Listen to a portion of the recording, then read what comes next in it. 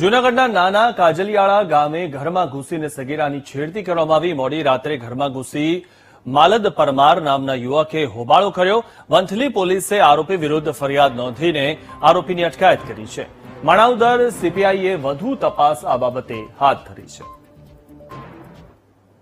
એક પોક્સો હેઠળ તેમાં છેડતી અંગેનો ગુનો દાખલ કરવામાં આવ્યો છે, જેમાં આ કામે ભોગ બનનારના દાદીએ વંથલી પોલીસ સ્ટેશન ખાતે ફરિયાદ જાહેર કરેલ છે, જેમાં આરોપી માલદેવ ઉર્ફે માલો ભૂપતભાઈ પરમાર કે જો નાના કાજડિયાળા ગામના રહીશ છે, તેઓ આ કામના ભોગ બનનારના ઘરે રાત્રિના 1:30 વાગ્યાના અરસામાં એમના ઘરે જઈ અને જે ભોગ બનનાર છે એની રાત્રે સૂતી હતી એ દરમિયાન ગોદડું ખેંચી અને છેડતી કરવાની કોશિશ કરેલ, જે અંગેનો ફરિયાદ આપતા